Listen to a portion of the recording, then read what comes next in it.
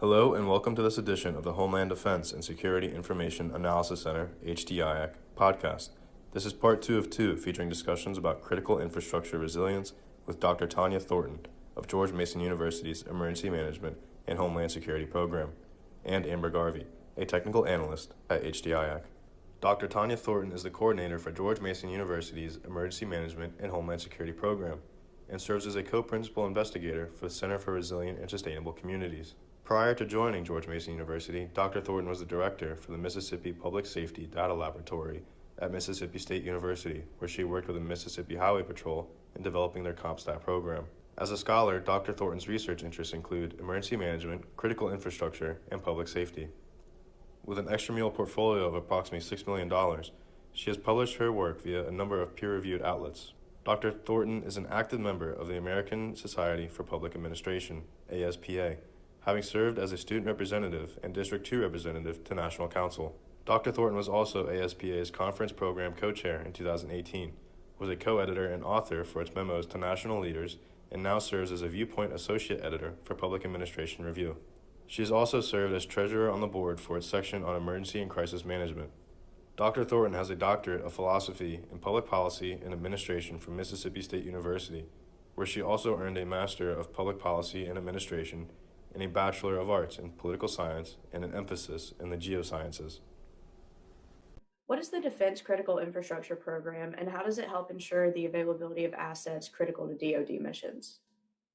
Okay, so this program really relates to our homeland defense and America's security affairs. So when you think about critical infrastructure, and we look at it from a national U.S. perspective, think of the defense side of things on our bases and the destruction or disruption of these systems, these sectors rather, could lead to compromised homeland defense, right? Our national security becomes at risk.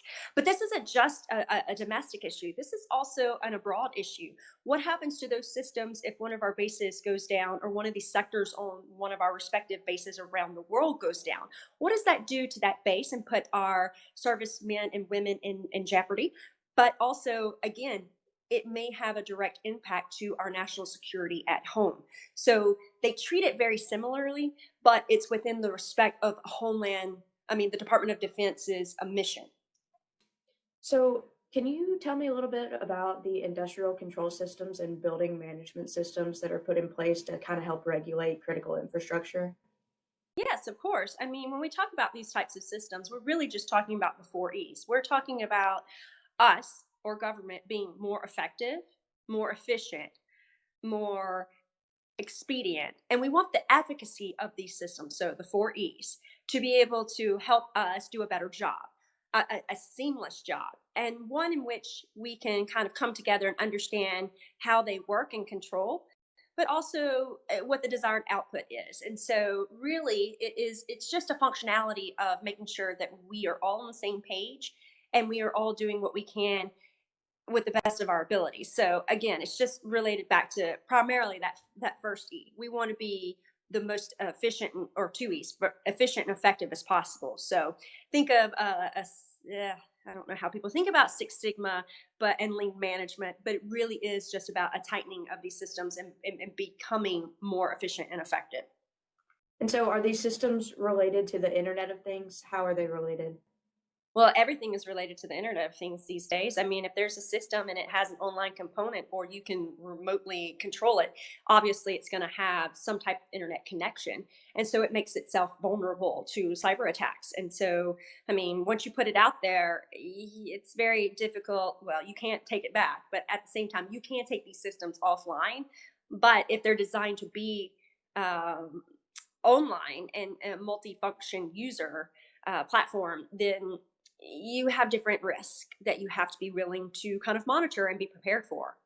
So, really, at the level that we use the internet today, pretty much every critical infrastructure is vulnerable to some type of cybersecurity threat. Do you remember Y2K? I remember there was pandemonium in a lot of respects with the unknowns of what would happen when, New Year's Eve of 1999, and none of the computer systems were programmed to go into 2000. And would we go back to 1900, or would we start over at zero? And what would that do to our prison systems? Would the doors all open? Oh, Would the floodgates be opened? And so people just didn't know. And then obviously 1201, 2000, fine, right? So it's just preparing for the inevitable, but also be willing to have a wild and crazy imagination of anything that's possible could likely happen. So prepare for it. So yeah, we've been connected longer than we would like to admit to. We're not always the most strategic about those insights and decisions that follow. so can you talk a little bit about a smart city or a smart base? What do those terms mean? Okay, so again, thinking about those four E's, um, as a society, as individuals in a society, but not even that alone. I mean, government wants to be more efficient and effective, and people want things faster, and we want them at the touch of a finger. When we talk about a smart city, it's taking the four E's into consideration, but it also is looking through the lens of what are the methodologies that we can adopt to become more resilient, or be resilient in the face of adopting sustainable practices. So how can we look at our resources and our critical infrastructure sectors, and where can we possibly make changes to have those sound practices in place? So can we look at agriculture differently? Can we use our land for more how can we rotate crops for the production of locally grown sourced products, right? How can we be more respectful of our energy consumption? Should we be putting in solar panels?